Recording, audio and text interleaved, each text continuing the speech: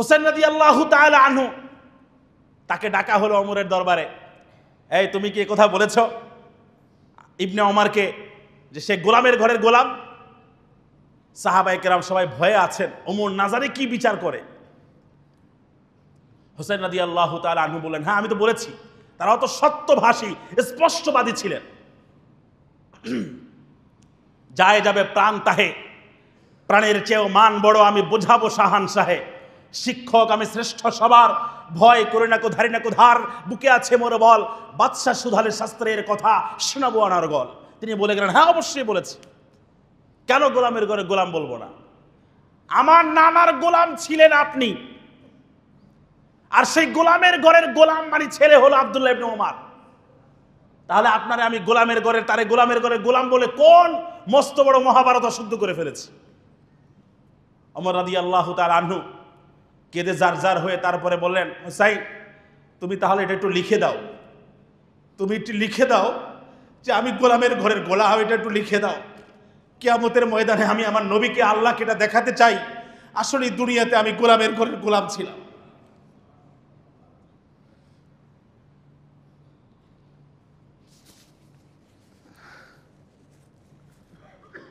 আল্লাহু আকবার কাবীরা।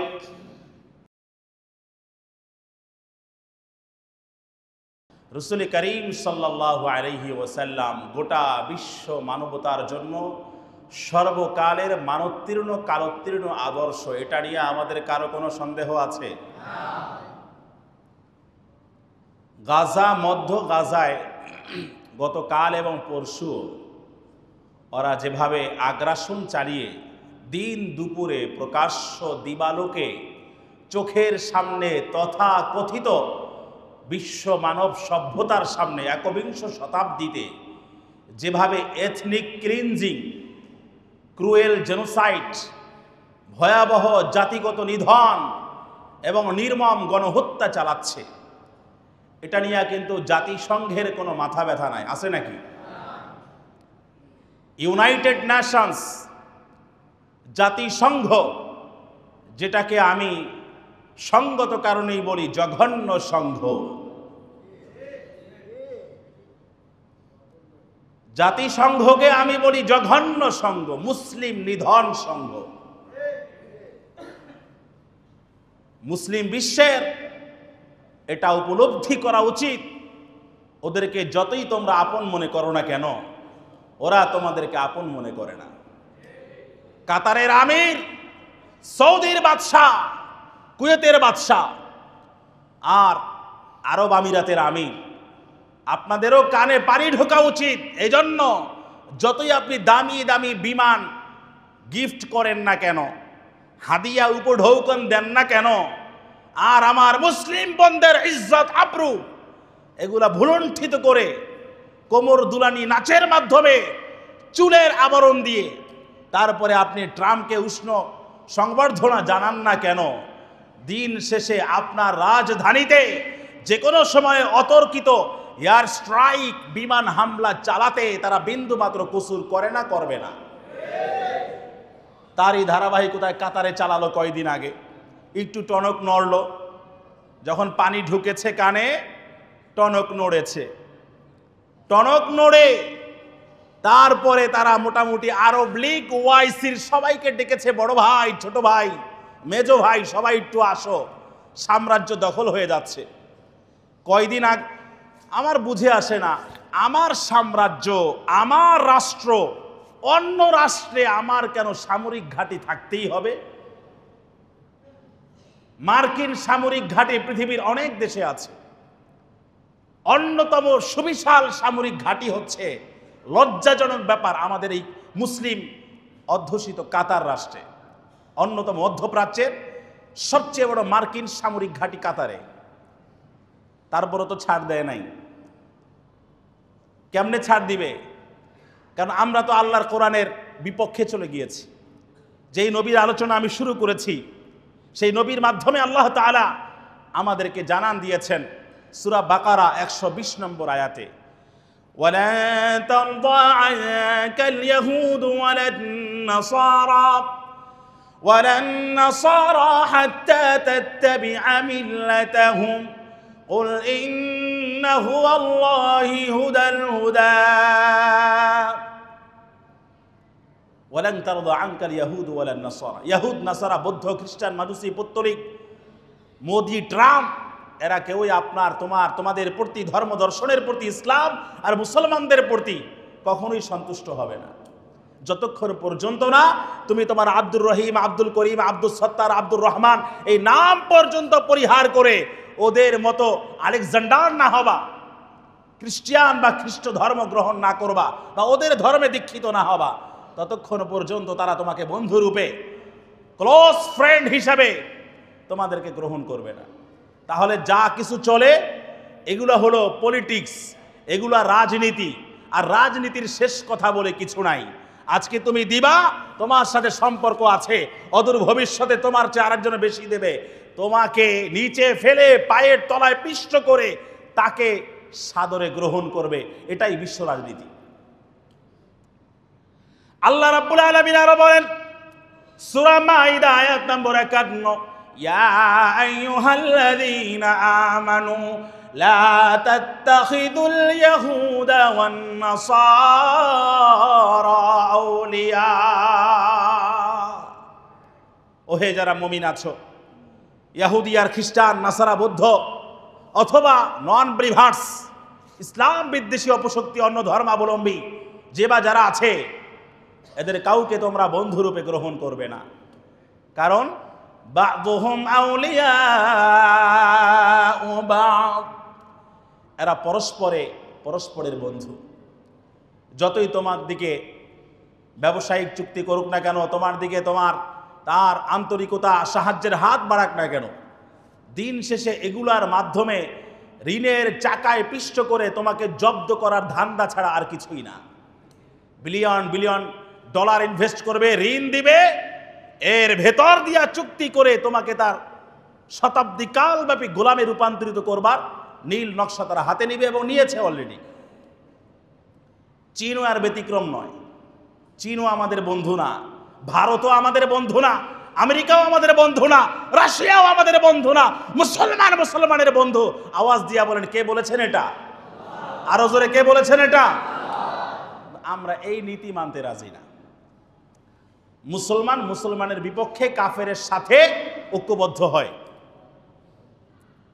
যেই নবীর আলোচনা করব, সেই নবীর উম্মতেরা প্রতিনিয়ত পাখির মতো গুলি করে তাদেরকে মারা হচ্ছে, বোম্বিং করে মারা হচ্ছে, মাটির সাথে মিশিয়ে দেওয়া হচ্ছে চোখের সামনে। কারো কোনো বিকার নাই, কারো কোনো মাথা ব্যথা নাই। গতকালও 11 নম্বরে একটা প্রোগ্রামে এই কথাগুলোই বলছিলাম যে আল্লাহর কাছে আমরা কিভাবে পার পাবো আমার বুঝে আসে না। শুধুমাত্র নামাজ, রোজা, হজ, যাকাত করে পার পাওয়া যাবে? অসম্ভব। ইসলাম শুধুমাত্র নামাজ, রোজা, হজ, যাকাতের মাঝে সীমাবদ্ধ না। রাসূল করিম সাল্লাল্লাহু আলাইহি ওয়াসাল্লাম আমাদের জন্য আদর্শ স্বরূপ দুনিয়াতে এসেছেন, সবকিছুর আদর্শ। অমুসলিমদের সাথে আমাদের সম্পর্কর সীমারেখা কতটুকু হবে, কতটুকু করলে আমাদের মুসলিম জাতিসত্তাবোধ, চেতনাবোধ, স্বাধীনতা, সার্বভৌমত্ব, আমাদের নিজস্বতা, আমাদের স্বকীয়তা সংরক্ষিত, সুরক্ষিত থাকবে, সেই সীমারেখাও আওয়াজ দিয়া বলেন মুসলমান নির্ধারিত করে দিয়েছেন কিনা? তাহলে আল্লাহ এবং আল্লাহ রসুল নির্ধারিত করে দেওয়ার পরেও যেহেতু আমরা এই লিমিট ক্রস করছি, ভায়োলেট করছি, কাজেই আমাদের জন্য এই লাঞ্ছনা, গঞ্জনা, চির অপমান আমাদের ললাটে লিখিত থাকবে, এটাই তো স্বাভাবিক। এই জন্য সূরা আহজাব 33 নম্বর সূরা আয়াত নম্বর 21-এ আল্লাহ রাব্বুল আলামিন বলেন, লাকাদ কানা লাকুম ফি রাসূলিল্লাহি উসওয়াতুন হাসানাহ লিমান কানা ইয়ারজুল্লাহা ওয়াল ইয়াওমাল আখির ওয়া যাকারাল্লাহা কাসীরা। লাকাদ কানা লাকুম ফি রাসূলিল্লাহি উসওয়াতুন হাসানাহ, তোমাদের জন্য তোমাদের রসুলের মাঝে রয়েছে সর্বোন্নত, মানোত্তীর্ণ, কালোত্তীর্ণ, সর্বকালোচিত জীবন, ধর্ম, দর্শন, অনন্য আদর্শ। কার জন্য? লিমান কানা ইয়ারজুল্লাহ, যে আল্লাহর সাথে সাক্ষাতের প্রত্যাশা করে, ওয়াল ইয়াউমাল আখির, আখিরাতের বিশ্বাস স্থাপন করে, ওয়া যাকারাল্লাহা কাসীরা, আর বেশি বেশি যে আল্লাহ পাকের জিকির করে তার জন্য তোমাদের রাসূলের মাঝে রয়েছে আদর্শ। তার মানে বোঝা গেল মুসলমান, যত মন্ত্র তন্ত্র মানব রচিত যা কিছু দুনিয়াতে আবিষ্কৃত হয়েছে এগুলা কখনো মানবতার মুক্তি নিশ্চিত করতে পারবে না। একমাত্র শুধুমাত্র কেবলমাত্র কোরআনী মন্ত্র, ইসলামী তন্ত্র আমাদের মানবতা নিশ্চিত, মানবতার মুক্তি নিশ্চিত করতে সক্ষম।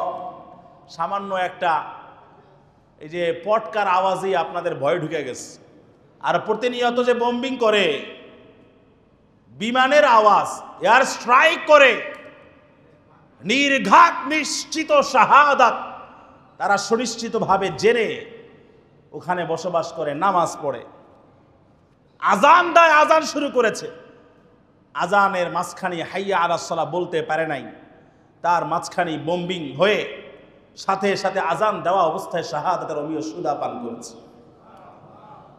খতিব সাহেব জুমার দিনে গাজার মুসল্লিদেরকে বয়ান করছে যে আমি কি বয়ান করব, বয়ান করার মতো আমার শক্তি নাই, পেটে অনেক ক্ষুধা, আর আপনাদেরও এত পরিমাণ ক্ষুধা যে আমার এই ক্ষুধার্ত মুখের দুই একটা কথা আপনারাও বুঝবেন না, আর আমিও বলতে পারবো না, বাস খুতবা শেষ। এই যদি হয় গাজার অবস্থা, উইঘুরের অবস্থা, আরাকানের অবস্থা, আমরা সবাই ত্রাণ দেই, অস্ত্র ঝরাই, কেন অস্ত্র আমরা কেন তাদেরকে সরবরাহ করি না? চোখের অস্ত্র দিয়ে সবকিছু যদি সমাধান হতো, আমার নবীর চেয়ে বড় দোয়া কবুল হবে এমন কোন মহামানুষ পৃথিবীতে আসছে? সেই নবী বদরের যুদ্ধ করেছেন কিনা? এই যে আমরা সিরাতের আলোচনা করি, এর মধ্যে বদর আসবে, উহুদ আসবে, খান্দাক আসবে, তাবুক আসবে, মুতা আসবে, হুনাইন আসবে। সশরীরে 27টা যুদ্ধে আল্লাহ নবী সেনাপতির ভূমিকায় অবতীর্ণ হয়ে সেনাবাহিনীর সর্বাধিনায়ক হিসাবে তিনি রণাঙ্গনে যুদ্ধ পরিচালনা করেছেন। 82 থেকে 83টা গজওয়া সারিয়া তথা সেনাদল উপদল শত্রু পক্ষকে ঘায়েল করার জন্য তিনি পাঠিয়েছেন। আনা নাবিয়ুল মালহামা, আমি যুদ্ধবাজ নবী, যুদ্ধবাজ সম্রাট, নবী বলেছেন। শুধু আমরা নবীর বিনয়টাই দেখি, শুধু নবী মাফ করে দিয়েছেন, মাফ করে দিয়েছেন, এটাই আমরা দেখি। কতটুকু মাফ করেছেন, কোন পর্যায়ে মাফ করেছেন, কাদেরকে মাফ করেছেন, এই সংজ্ঞা আর সংজ্ঞায়িত করতে আমরা রাজি না। এই সংজ্ঞা আমাদেরকে সংজ্ঞায়িত করতেও দেওয়া হয় না।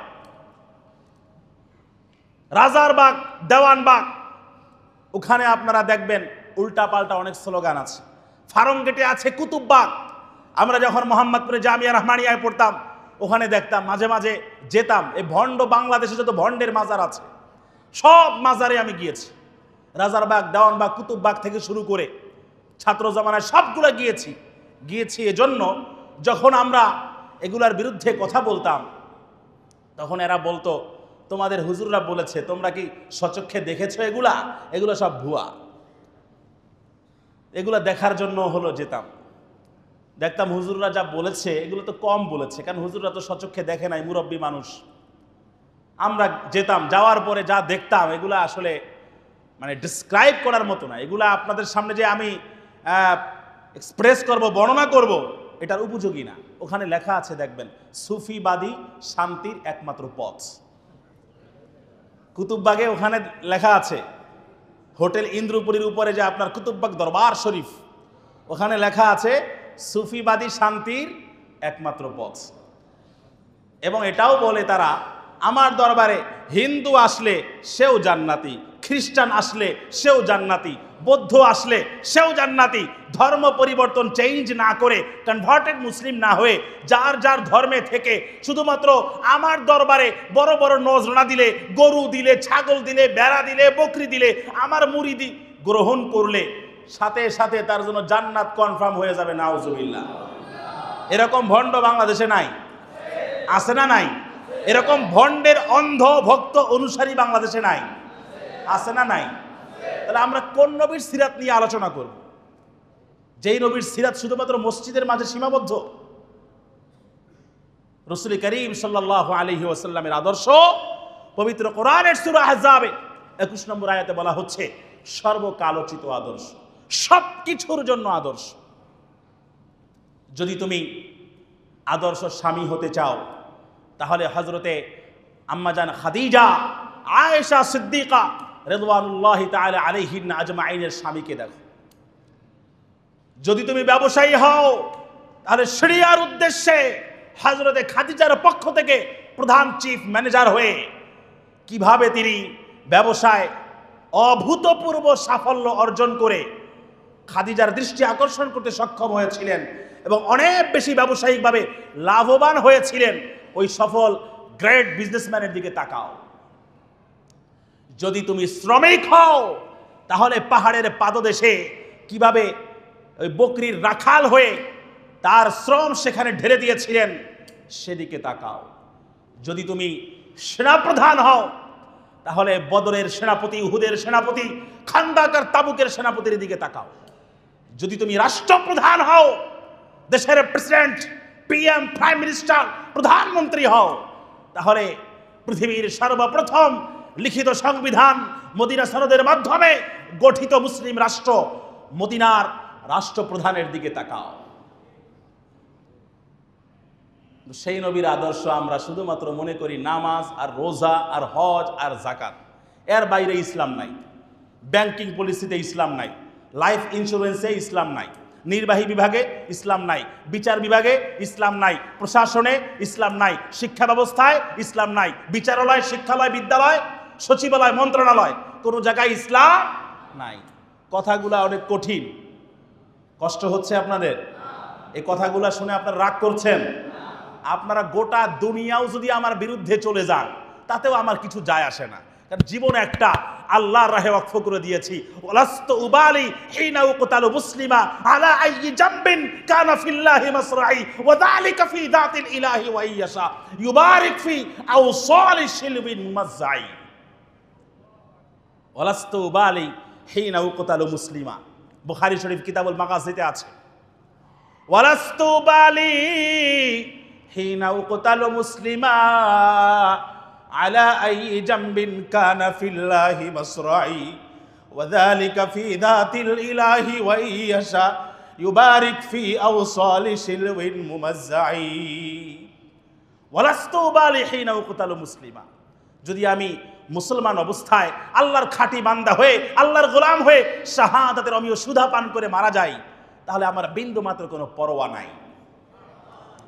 আলা আইয়ি জামবিন কানা ফিল্লাহি মাসরাই, আমার যে কোনো পার্শ্বে যদি আমার শরীর ধরাশায়ী হয়ে যায় আল্লাহর রাহে শত্রুপক্ষের হাতে নিহত হয়ে, এটা আমার জন্য বড় গর্বের বিষয়।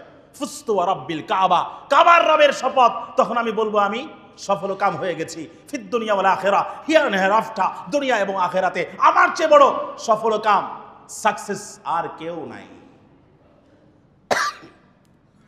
ওয়াযালিকা ফি যাতিল ইলাহি ওয়া ইয়াশা ইউবারিক ফি আওসালি শিলবিন মুমাজ্জাই।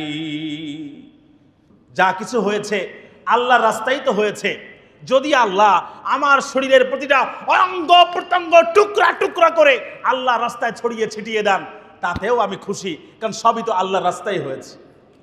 শেখ সাদি রাহিমাহুল্লাহ গুলিস্তার মাঝে কত চমৎকার করে বলেছেন, আর চেরাওয়াদ বরসরাম, আর চেরাওয়াদ বরসরাম চুত পসন্দি রওয়াস বান্দা চেদাওয়া কুনাদ হুকমে খুদা ওয়ান্দেরাস। বান্দার মাথার উপর দিয়া যা কিছু যায়, যে বিপদ আপদ বালা মুসিবত বান্দার মাথার উপর দিয়া আসে, আল্লাহ সবই যেহেতু তোমারই ইশারায় হয়, তোমারই ইঙ্গিতে হয়, তোমারই কুদরতে হয়, অতএব বান্দার এখানে আপত্তি করার অথবা আফসোস করার কি আছে? আল্লাহ নবী সাল্লাল্লাহু আলাইহি ওয়াসাল্লাম আঙ্গুলের দিকে তাকিয়ে বলতেন, রক্ত যখন লেগেছিল, আঘাতপ্রাপ্ত হয়েছিল, ওয়াহাল আনতি ইল্লা ইসবাউন দামিতি ওয়া ফি সাবিলিল্লাহি মা লাকিতি। কি কথা এগুলা, কলিজা ছিদ্র হওয়ার মতো কথা এগুলো। আমরা যখন এগুলা বুখারী পড়ি আর পড়াই, আমরা এই দুনিয়ায় থাকি না, চিৎকার দিয়ে আমরা বলি আইনা আবনাউল মুলুক মিন হাদিহিল লাজ্জাত। এই ইলমের মজার স্বাদ দুনিয়ার প্রিন্স, যুবরাজ, রাজা, বাদশারা, শিল্পপতি, মিল ইন্ডাস্ট্রি, কলকারখানার মালিকেরা কোথায় পাবে এই ইলমের মজা? ওয়াহাল আনতি ইল্লা ইসবাউন দামিতি ওয়া ফি সাবিলিল্লাহি মা লাকিতি। ওয়াহাল আনতি ইল্লা ইসবাউন দামিতি, তুমি সামান্য একটা আঙ্গুল যা আল্লাহর রাস্তায় রক্তাক্ত হয়েছে, রক্তলাল হয়েছে। ওয়া ফি সাবিলিল্লাহি মা লাকিতি, আর যা কিছু তোমার বিপদ আপদের সম্মুখীন হয়ে তোমার আঙ্গুল ব্যথায় জর্জরিত হয়েছে, আরে গর্ব করো আঙ্গুল, সেটা তো আল্লাহর রাস্তায় হয়েছে। সুবহানাল্লাহ। ওমা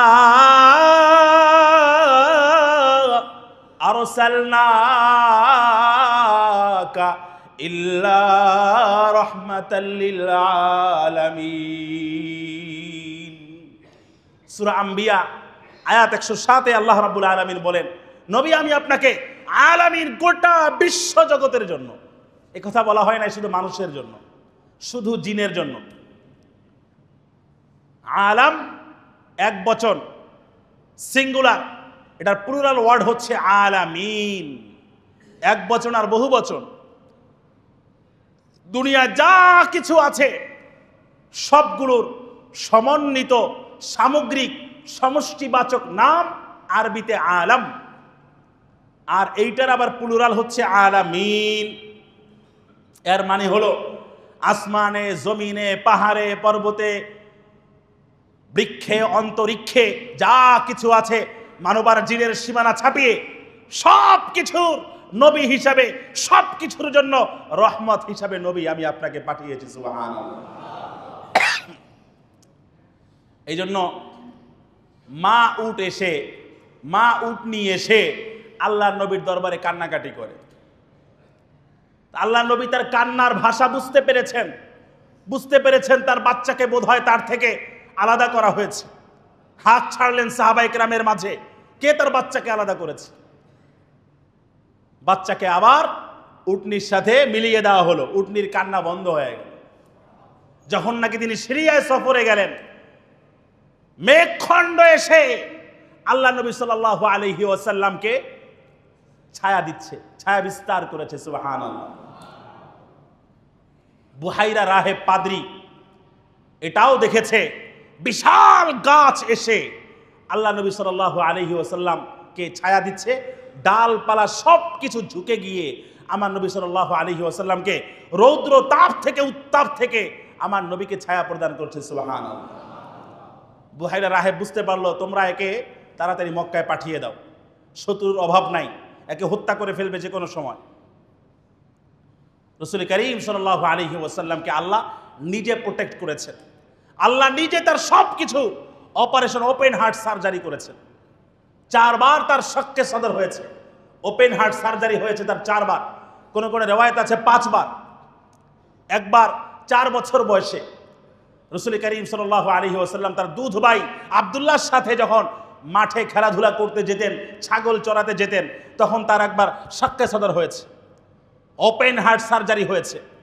উদ্দেশ্য হচ্ছে মানবীয় খারাপের দিকে যত প্রবণতা থাকে, ঝোঁক থাকে, আগ্রহ থাকে, উদ্যমতা থাকে, গুনাহ করার যে তাড়না, বাসনা, কামনা, এগুলাকে খতম করে দেওয়া। 10 বছর বয়সে আর একবার হয়েছে। যখন তিনি নবুয়ত প্রাপ্ত হন 40 বছর বয়সে উপনীত হয়ে, তখন আরেকবার তার সিনা মুবারক চাক করা হয়েছে, ওপেন হার্ট সার্জারি করা হয়েছে, বক্ষ বিদারণ করা হয়েছে। আর চতুর্থবার যখন নাকি এই পৃথিবীর সকল পরিবেশের ঊর্ধ্বে নিয়ে গিয়ে আরশে আজিমে উপরে উঠে আল্লাহ রাব্বুল আলামিন তার এই বান্দাকে তার নিজের কাছে ডেকে পাঠিয়েছেন, তথা ইসরা এবং মেরাজের সময় আরেকবার তার বক্ষ বিদীর্ণ করা হয়েছে। সুম্মা মুলিআ ঈমানান ওয়া হিকমাতান, অথবা ঈমান হিকমত প্রজ্ঞা দ্বারা আমার নবীর সিনাটাকে ভরপুর এবং সমৃদ্ধ করে দেওয়া হয়েছে। সেই নবী সাল্লাল্লাহু আলাইহি ওয়াসাল্লামের আদর্শের মাঝে তো কোনো ভেজাল নাই, আছে নাকি? তারাকতু ফীকুম আমরাইন লাম তাদিল্লু মা তামাসসাকতুম বিহিমা কিতাবাল্লাহি ওয়া সুন্নাতা রাসূলিহি। রাহু মালিক ফিল মুআত্তা। তারাকতু ফীকুম আমরাইন, আমি তোমাদের মাঝে দুটো জিনিস রেখে গেলাম। এক নম্বর হইল কোরআন কিতাবুল্লাহ, দুই নম্বর হলো সুন্নাতু রাসূলিল্লাহ। যখনই তোমরা গোমরাহির আবর্তে আকণ্ঠ নিমজ্জিত হয়ে যাইবা, কোরআনটাকে সামনে রাখবা, সুন্নাহকে সামনে রাখবা, আমার নবীর আমার আদর্শকে তোমরা সামনে রাখবা, তাহলে দেখবা সকল আধার, সকল গুমরাহির অন্ধকার তোমাদের চোখের সামনে থেকে পর্দা হিসাবে সরে যাবে। এই যে আমাদের সমাজের মাঝে বিবাহ শাদী, চাকরি, লেনদেন, মুআমালা সব কিছুর মাঝে আমার নবীর আদর্শ আছে নাকি? আওয়াজ দিয়ে বলেন আছে। একজনে বললে আছে, আসলে নাই। কোনো বিবাহ শাদীর মাঝে ইসলাম নাই। যদি তাই হবে, বাংলাদেশের সিঙ্গার, নায়িকা, গায়িকা, নর্তকী এগুলাকে ভাড়া করে আনে, ছাদের মাঝে ডেকোরেশন করে, বিশাল আপনার কনসার্টের আয়োজন করে, তারপরে আপনার রাত 1টা নাই, 2টা নাই, 3টা নাই, আপনার সাউন্ড বক্স বাজিয়ে হিন্দি গান, বাংলা গান, পালা গান, আউল গান, ফাউল গান, জারি গান এগুলা দিয়া পুরা এলাকায় একদম পুরা জাহান্নামের পরিবেশ সৃষ্টি করে। এরকম আছে না নাই? আবার এদেরকে কিছু বলাও যায় না, কারণ এলাকার মাতুব্বর। আল্লাহ রাব্বুল আলামিন কিয়ামতের ময়দানে মরার পরে এদেরকে ধরবেন। আল্লাহ নবী সাল্লাল্লাহু আলাইহি ওয়াসাল্লাম এই উম্মতের জন্য কত কান্না করেছেন, কত কান্না করেছেন। 2টা আয়াত শুধু আমি বলি আমার নবীর কান্নার। পবিত্র কোরআনের 5 নম্বর সূরা, সূরা মাঈদা, আয়াত নম্বর 118। আল্লাহ রাব্বুল আলামিন হযরত ঈসা আলাইহিস সালাম কিয়ামতের ময়দানে তার উম্মতকে লক্ষ্য করে আল্লাহর সাথে কনভারসেশন করে বলবেন, ইন তুআযিবহুম ফাইন্নাহুম ইবাদুক ওয়া ইন তাগফির লাহুম ফাইন্নাকা আনতাল আজিজুল হাকীম। আয় আল্লাহ, আপনি তো জানেন যে আমি আমাকে রব হিসাবে এদের সামনে পরিচিত করি নাই, এরা নিজেরাই আমাকে রব বানিয়েছে, আমাকে গড বানিয়েছে, আমাকে সালিসু সালাসা বানিয়েছে। আমি এগুলা করি নাই, আমি এদেরকে এগুলা বলিও নাই।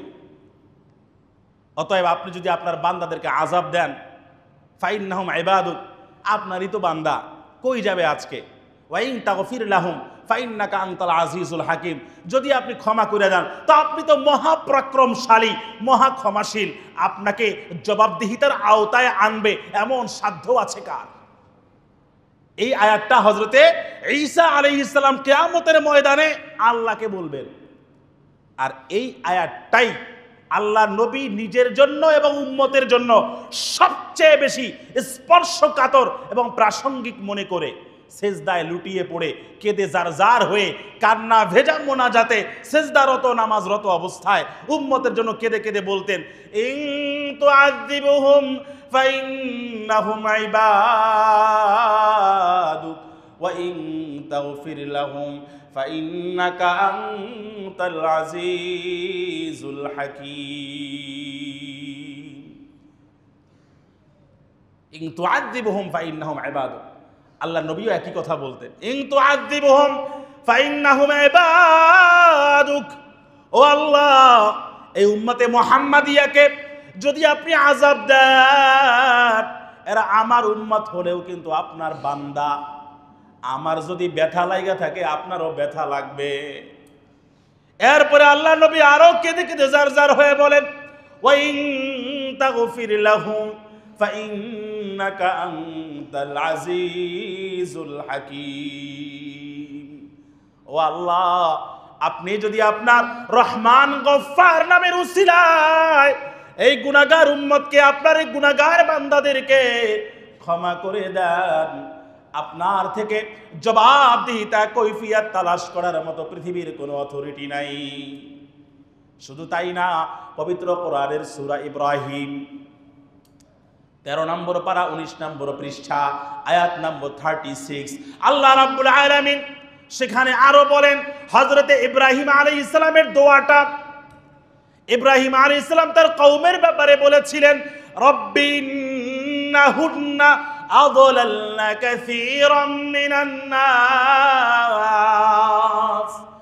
ফামান তাবিআনি ফাইন্নাহু মিন্নি ওয়া মান আসানি ফাইন্নাকা গফুরুর রহিম। ইব্রাহিম আলাইহিস সালাম তার কওমের ব্যাপারে বলেছিলেন, রব্বি, তার কওম মূর্তি পূজারী ছিল। ইব্রাহিম আলাইহিস সালামের কওম কি ছিল? মূর্তি পূজারী মুশরিক ছিল। ইব্রাহিম আলাইহিস সালামকে মূর্তি পূজায় তারা বাধ্য করতে চাইতো, কিন্তু যখনই তাকে ডাকা হতো তিনি বলতেন ইন্নী সাকিম, আমি অসুস্থ।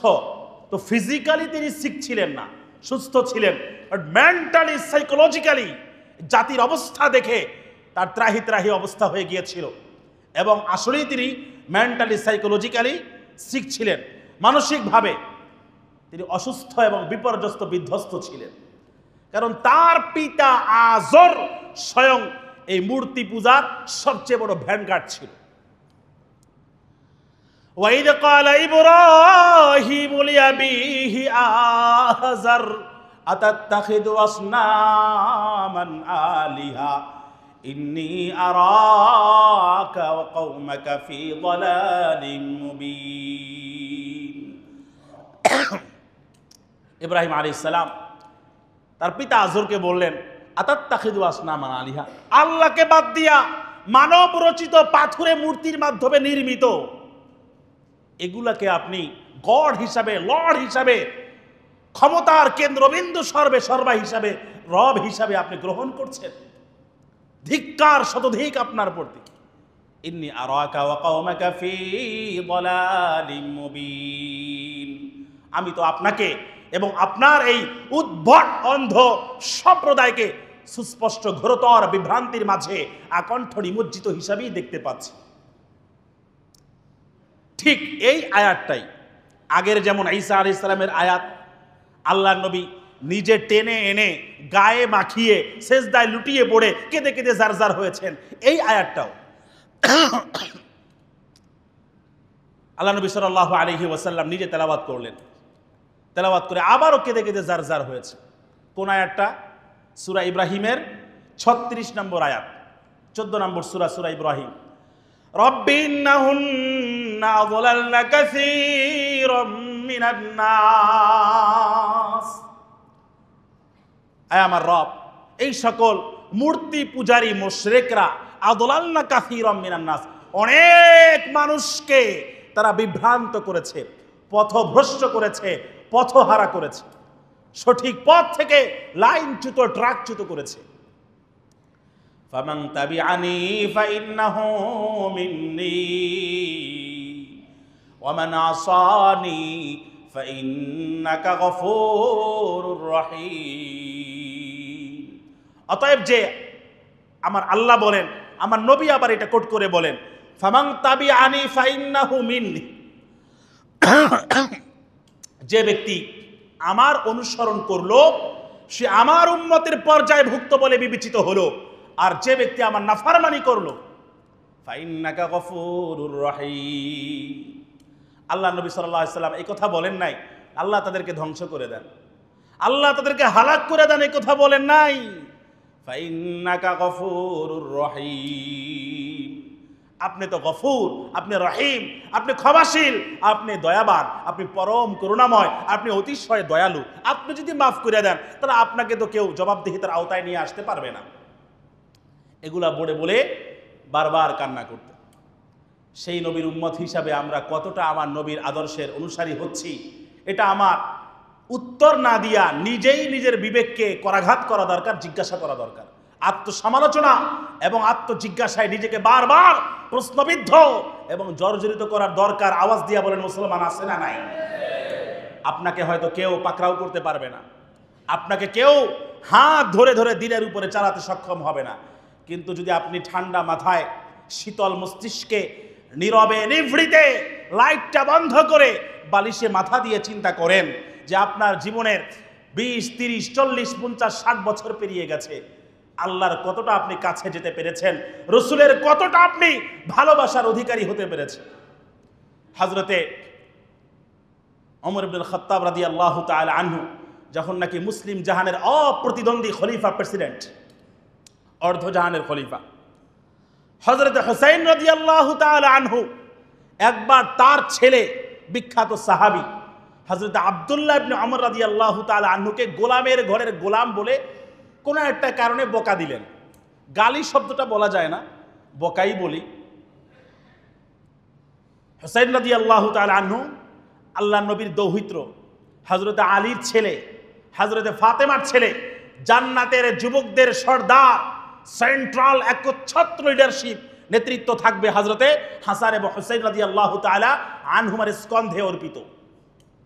হুসাইন রাদিয়াল্লাহু তাআলা আনহু আব্দুল্লাহ বিন ওমর রাদিয়াল্লাহু তাআলা আনহু, তার মানে কি প্রেসিডেন্টের ছেলে, যুবরাজ, প্রিন্স, অর্ধজাহানের খলিফার ছেলেকে কি বলছে? গোলামের ঘরের গোলাম। চিন্তা করা যায়? গোলামের ঘরের গোলাম। তা আব্দুল্লাহ ইবনে ওমর রাদিয়াল্লাহু তাআলা আনহু এই অভিযোগ নিয়ে তার পিতার কাছে চলে গেলেন। পিতাকে লৌহ মানব হযরতে ওমর, যার ব্যাপারে বুখারী সানিতে আসছে, লাউ কানা বাদি নাবিয়্যা লাকানা ওমর, আল্লাহ সালাকা ওমর ফি তরিক লা সালাকা শাইতান ফি তরিকিন আখার। ওমর এমন এক ভয়ঙ্কর মহামানব, ওমর যদি এক রাস্তা দিয়া চলে, শয়তান ভয়ে তটস্থ, শঙ্কিত, প্রকম্পিত, আতঙ্কিত হয়ে অন্য রাস্তা দিয়ে পালিয়ে বেড়ায়। এবং আমার নবী এটাও বলেছেন, আমার উপরে যদি কেউ নবী হতো সে হতো এক ওমর। ওমর রাদিয়াল্লাহু তাআলা আনহুর কাছে বিচার গেল। বিচার দিয়েছে স্বয়ং প্রিন্স, যুবরাজ হযরত আব্দুল্লাহ ইবনে ওমর রাদিয়াল্লাহু তাআলা আনহু, যে আমাকে হুসাইন আমাকে গোলামের ঘরের গোলাম বলেছে। সমস্ত সাহাবায়ে কেরাম টেনশনে, তারা পেরেশানিতে হয়রান হয়ে গেছেন যে একদিকে আল্লাহ নবীর দৌহিত্র, আল্লাহ নবীর জিগার গোশা কলিজার টুকরা, আল্লাহ নবী যখন সেজদায় লুটিয়ে পড়তেন তখন হাসান এবং হুসাইন আল্লাহ নবীর ঘাড়ে উঠতো, পিঠে উঠতো, গলা জড়িয়ে ধরতো। আর আল্লাহ নবী শুধুমাত্র পিঠে হাসান হুসাইন উঠার কারণে তিনি আরো বেশি তার সেজদাকে প্রলম্বিত এবং দীর্ঘায়িত করতেন, যাতে করে বাচ্চা সুলভ খেলা খেলে তারা আরো বেশি মজা পায়, উপভোগ করতে পারে। সুবহানাল্লাহ। নানা আদর্শ, নানা আদর্শ দাদা দাদি কেমনে হবেন, এটাও আমার নবীর মাঝে সেই আদর্শ। আওয়াজ দিয়া বলেন আছে না নাই? আমরা তো অনেক সময় বাচ্চাদেরকে আদর করতে চাই না, ধমক দিয়ে সরিয়ে দিই। আমি অফিস থেকে আসছি, আমার এখন মন ভালো না, মুড এখন অফ আছে, এই জন্য বাচ্চাটা আমার কাছে আসছে। আমার ছেলে সারাদিন তো পায় না, মায়েও জব হোল্ডার, বাপেও জব হোল্ডার, এই বাচ্চা সারাদিন থাকে কাজের বুয়ার কাছে, হেল্পিং হ্যান্ডের কাছে। তার তো বাবার আদর, মায়ের আদর পেতে মনে চায়। যখন আপনার কাছে ছুটে আসে, দোনোজনই টায়ার্ড ফিল করছেন, ক্লান্ত শ্রান্ত হয়ে আছেন, বাচ্চা যখন আপনার কাছে যায়, এক ধমকের চোটে আর এক রুমে পাঠিয়ে দিচ্ছেন, তো কি করবে? সারাদিন ফ্রি ফায়ার, পাবজি ইত্যাদি ইত্যাদি মোবাইল স্ক্রলিং করে করে দুনিয়াও শেষ, আখিরাতও বরবাদ। এরপরে কালনাগিনী ঐশী হয়ে নিজের বাবা মাকে হত্যা করে এখন কাশিমপুরে আছে। এরকম খবর আছে না নাই? পাশাপাশি আমরা জেলে ছিলাম।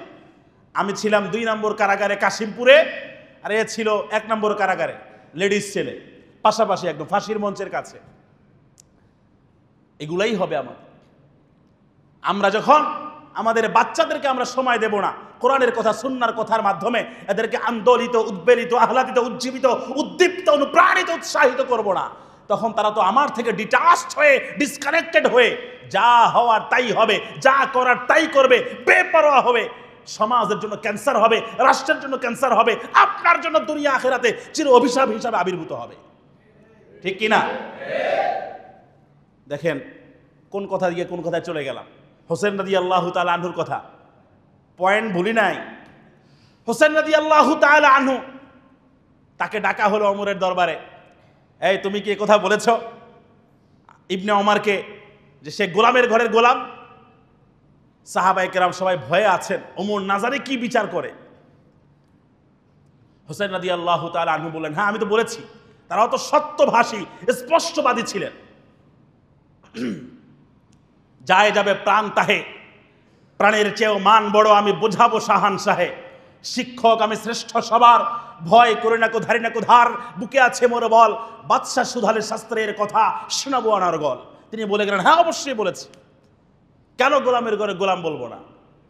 আমার নানার গোলাম ছিলেন আপনি, আর সেই গোলামের ঘরের গোলাম মানে ছেলে হলো আব্দুল্লাহ ইবনে ওমর।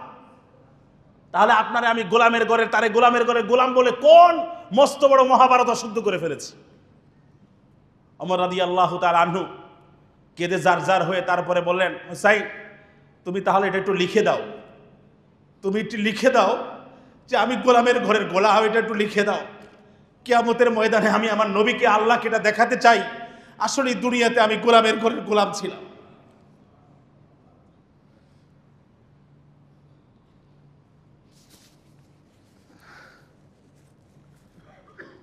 আল্লাহু আকবার কাবীরা। আল্লাহ তাআলা, আমি যে প্রথমেই খুতবায় সূরা তেলাওয়াত করেছি, চলুন সেদিকে চলে যাই। আল্লাহ তাআলা পবিত্র কোরআনে আমার নবীর সম্মানে একে একে দুটো সূরা নাজিল করেছেন। আরও আছে আমার নবীর নামে 47 নম্বর সূরা, 47 নম্বর সূরা সূরা মুহাম্মদ, শুধুমাত্র আমার নবীর নামে স্পেশালাইজড হিসাবে এই সূরা অবতীর্ণ হয়েছে। আর 93 এবং 94 নম্বর সূরা, এটাও আমার শুধুমাত্র কেবলমাত্র আমার নবীর জন্যই অবতীর্ণ হয়েছে। ছোটবেলা থেকে এই সূরা দুইটা আমার জীবনে সবচেয়ে বড় অকটেন, ডিজেল, ফুয়েল, মোবিলের ভূমিকা অবতীর্ণ হয়েছিল এই সূরা দুইটা। যখনই মন খারাপ হতো, যখনই একাকিত্ব ফিল করতাম, অনুভব করতাম, প্রচণ্ড ডিপ্রেশনে ভুগতাম, এই সূরাগুলো সামনে রাখতাম আমি। বিশেষ করে সূরা দুহা এবং সূরা ইনশিরাহ আমাকে পথ দেখাইতো অন্ধকারে, আমাকে ঘুটঘুটে আধারে চিরন্তন আলোর মিনার হিসাবে আবির্ভূত হতো এই সূরা দুহা এবং সূরা ইনশিরাহ। আমি আমার নিজের কথা বলছি। আল্লাহ নবী সাল্লাল্লাহু আলাইহি ওয়াসাল্লামকে বলা হলো, আলাম ইয়াজিদকা ইয়াতীমান ফাআওয়া। এই কথা বলার আগে প্রথমে আল্লাহ তাআলা শপথ খাইলেন, ওয়াদ-দুহা ওয়াল-লাইলি ইযা সাজা। শপথ পূর্বাহ্নের, শপথ চড়তি দিনের আলোর পূর্বাহ্ন দুহা বলা হয়। এই ঠিক 11টার সময় যে একটা আবহাওয়া বিরাজ করে গোটা বিশ্বময়, সূর্য উদিত হওয়ার পরে সকাল 10টা থেকে 11টার সময় যে আবহাওয়া বিরাজ করে, যে আলো থাকে, আলো বিকিরণ করে, ওই যে সময়টা, মুহূর্তটা, ওটাকে বলা হয় দুহা। এক শব্দে এটার সরল প্রাঞ্জল সাবলীল অনুবাদ বলতে পারি শপথ পূর্বাহ্নের বা চড়তি দিনের আলোর। ওয়াল-লাইলি ইযা সাজা, শপথ রাতের, যখন রাতের অন্ধকার আরো ঘনীভূত হয়, অন্ধকার আরো প্রকট আকার ধারণ করে। ওয়াদ-দুহা ওয়াল-লাইলি ইযা সাজা মা ওয়াদ্দাআকা রাব্বুকা ওয়া মা ক্বালা। মা ওয়াদ্দাআকা রাব্বুকা ওয়া মা ক্বালা। আপনার প্রভু আপনাকে পরিহারও করেন নাই, পরিত্যাগও করেন নাই, ছেড়েও যান নাই, আর আপনার প্রভু আপনার প্রতি রুষ্টও হন নাই, রাগান্বিতও হন নাই। এ কথা কেন মক্কার কাফেররা বলা বলি শুরু করেছিল? এই নবী মুহাম্মদ, আল্লাহ তার প্রতি নারাজ হয়েছে, আল্লাহ তার সঙ্গ ত্যাগ করা ছেড়ে দিয়েছে, আল্লাহ তার সঙ্গে আর নাই, এখন আমরা যা ইচ্ছা তাই করতে পারবো। ওই মাঝখানে ওহী বন্ধ হয়ে গিয়েছিল, এই জন্য তারা বলা বলি শুরু করে দিয়েছে। মা ওয়াদ্দাআকা রাব্বুকা ওয়া মা ক্বালা, এই একটা কথাই আপনার হাজারো হতাশার রাজ্যে আপনার বুকটাকে আলোর মিনারে পরিচালিত করবার জন্য যথেষ্ট। মা ওয়াদ্দাআকা রাব্বুকা ওয়া মা ক্বালা, আপনার রব আপনাকে পরিত্যাগও করেন নাই, আপনার প্রতি রাগান্বিতও হন নাই। ওয়ালাল আখিরাতু খায়রুল লাকা মিনাল উলা, আর ভালো করে মনে রাখুন, আখিরাত দুনিয়া থেকে আপনার জন্য উত্তম। ওয়ালাল আখিরাতু খায়রুল লাকা মিনাল উলা, এটা এক অর্থ যে আখিরাত দুনিয়া থেকে উত্তম। আর এক অর্থ হচ্ছে আপনার পরবর্তী জীবনটা আপনার পূর্বের জীবন থেকেও আরো ভালো হবে, আরো শানদার হবে, মানদার হবে, আরো জীবন্ত হবে, আরো প্রাণবন্ত হবে। মক্কার জীবনে আমার নবীকে অত্যাচার, নির্যাতন, নিপীড়নের স্ট্রিমরুলারে বারবার নিষ্পেষিত করা হয়েছে। সেই নবী যখন মদিনায় গেলেন, মদিনার সবচেয়ে পাওয়ারফুল প্রেসিডেন্ট ছিলেন আমার নবী। ওয়ালাল আখিরা খায়রুল লাকা মিনাল উলা, আখিরাত আপনার জন্য দুনিয়া থেকে উত্তম, অথবা আপনার পূর্ববর্তী সময়ের চেয়ে পরবর্তী সময়টা উত্তম। ওয়ালা সাউফা ইউতিকা রাব্বুকা ফাতারদা, আপনার নিন্দুকদেরকে আপনি ভালো করে জানায়া দেন আপনার রব আপনাকে ছেড়ে যান নাই। ওয়ালা সাউফা ইউতিকা রাব্বুকা ফাতারদা, আপনার রব অচিরেই আপনাকে এত পরিমাণে দিবেন, দুনিয়াতেও দিবেন, আখিরাতেও দিবেন, যে আপনি চির সন্তুষ্ট হয়ে যাবেন। সুবহানাল্লাহ। ওয়ালা সাউফা ইউতিকা রাব্বুকা ফাতারদা, গোটা দুনিয়া আমার নবীর পায়ে লুটিয়ে পড়েছিল, আর কি চাই? औलिया ने लाते मारी दौलते दुनिया पे, जब आ पड़ी पैरों पे उनके सारे दुनिया सबके साथ। वलसौफ युतीका रब्बुका फतरदा, নিয়ামত পাওয়ার পরে মানুষ যেন আর উদ্ধত, দাম্ভিক, স্বৈরাচারী, অহংকারী হয়ে না উঠে। এজন্য আমার নবীকেও কি শিক্ষা দিচ্ছেন দেখেন, তার অতীতের অবস্থা তাকে স্মরণ করিয়ে দিচ্ছেন। আলাম ইয়াজিদকা ইয়াতীমান ফাআওয়া, আল্লাহ কি আপনাকে ইয়াতীম পান নাই, নিঃস্ব, সহায়, সম্বলহীন পান নাই? ফাআওয়া, অথবা আল্লাহ আপনাকে আশ্রয় দিয়েছেন। ওয়াজাদাকা দাল্লান ফাহাদা, আল্লাহ আপনাকে পেয়েছেন পথহারা, সত্য পথ সম্পর্কে অনবহিত, অথবা আল্লাহ রাব্বুল আলামিন আপনাকে পথের সন্ধান দিয়েছেন। দল্লানের বাংলা, সোজা বাংলার যে তর্জমা আছে, অনুবাদ, এইটা বললে ভুল হবে যে আল্লাহ আপনাকে পথভ্রষ্ট পেয়েছিলেন, এই তর্জমা অনুবাদ করা যাবে না, ভুল। আমার নবীর ক্ষেত্রে কোন শব্দের অনুবাদ, ট্রান্সলেশন কি হবে, এটাও রসুল, সাহাবা, তাবিঈন থেকে সংরক্ষিত আছে। নিজের থেকে ইনক্লুড করার, ব্যাখ্যা বিশ্লেষণ ঢুকানোর, অনুপ্রবেশ ঘটানোর কোনো চান্স নাই, কোনো সুযোগ নাই। এটা অনেকে তর্জমা এটা বলে যে আল্লাহ নবী আগে পথভ্রষ্ট ছিলেন, নাউজুবিল্লাহ। দল্লুন মানে পথভ্রষ্ট, এটাই শিখছে, কিন্তু এটার ব্যাখ্যা রসুল, সাহাবা, তাবিঈন, মুফাসসিরিনে কেরাম, মুহাদ্দিসিনে কেরাম কি করেছেন এটা তো আর পড়ে নাই, কারণ উস্তাদ থেকে তো শিখে নাই। বাংলা বুখারী পড়ে পড়ে বিশাল বড় মুহাদ্দিস। ওয়াজাদাকা দাল্লান ফাহাদা, আল্লাহ আপনাকে পেয়েছেন পথহারা, অথবা সঠিক পথের দিশা সন্ধান দিয়ে আপনাকে ধন্য সমৃদ্ধ করেছেন, টৈটম্বুর পরিপূর্ণ করেছেন। ওয়াজাদাকা আইলান ফাআওনা, আল্লাহ আপনাকে পেয়েছেন নিঃস্ব, সহায়, সম্বলহীন, বাবা নাই, মা নাই, সম্পদ নাই, কিচ্ছু নাই, আশ্রয়ের মতো, আশ্রয় দেওয়ার মতো। ফাআগনা আইলা, সহায় সম্পত্তি কিছু নাই, অতঃপর আল্লাহ আপনাকে করেছেন সচ্ছল, স্বাবলম্বী, হেলদি, টোটাল দিয়ে আল্লাহ আপনাকে সমৃদ্ধ করেছেন। আইলাম ফাআগনা, কিছুই ছিল না। অতঃপর তার প্রাণ প্রিয়তমা স্ত্রী হযরতে খাদিজার সমুদায় সম্পদ তার স্বামীর জন্য অবারিত উন্মুক্ত হয়ে গিয়েছিল, কিন্তু এটা নিজের জন্য এক পয়সাও ব্যয় করেন নাই, সব ইসলামের জন্য ওয়াকফ করে দিয়েছিলেন। ওয়াজাদাকা আইলান ফাগনা, আল্লাহ আপনাকে পেয়েছেন নিঃস্ব, সহায়, সম্বলহীন, অতঃপর আপনাকে করেছেন সচ্ছল, স্বাবলম্বী। অতএব অতীত ভুলে না গিয়ে ফাআম্মাল ইয়াতীমা ফালা তাকহার, ইয়তীম যখন আপনার দরবারে যাবে, আপনার দুয়ারে যাবে, আপনি ধমক দিয়ে তার মনটাকে ভেঙে তাড়িয়ে দিবেন না। ওয়া আম্মাস সাইলা ফালা তানহার, যখন কোনো ভিক্ষুক, যখন কোনো অভাবী, কোনো যাচনাকারী আপনার দুয়ারে যাবে, তাকে আপনি তাড়িয়ে দিবেন না, ধমক দিবেন না। অনেক সময় দেখা যায় দরজায় গেলে এমন জোরে ধাক্কা দেয়, সিঁড়িতে গোড়াতে গোড়াতে তারপর নিচে পড়ে যায়।